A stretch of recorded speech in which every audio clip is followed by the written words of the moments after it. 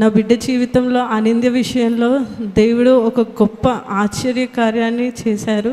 తను పుట్టినప్పటి నుంచి తన రైట్ ఐలో నుంచి వాటర్ కంటిన్యూస్గా వచ్చేది. ఆల్మోస్ట్ 1 year వరకు వచ్చేది. మేము జనరల్ పీడియాట్రిషియన్ దగ్గరికి తీసుకెళ్ళి వాటర్ వస్తున్నాయి కంట్లో నుంచి అంటే అది మసాజ్ చేయడం వల్ల తగ్గిపోతుందమ్మా అని చెప్పేసి అన్నారు.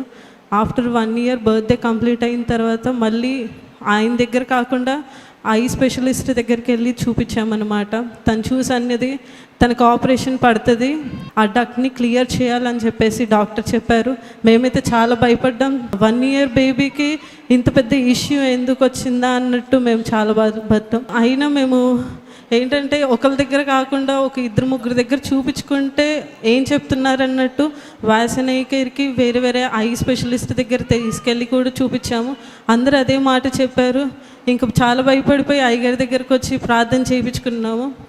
అయ్యగారు ఒకటే మాట అన్నారు, ఏ ఆపరేషన్ అనేది మీ బిడ్డ మీద ఏ కత్తి ఘాటు పడకుండా నీ బిడ్డని దేవుడు స్వస్థపరుస్తారన్నారు.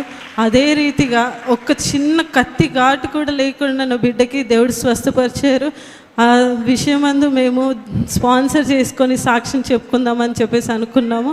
దేవుడు మా జీవితంలో చేసిన అద్భుత కార్యానికి దేవునికి స్తోత్రాలు చెల్లించుకున్నాము. చిన్ని సాక్ష్యం దేవుని దీవించును గాక.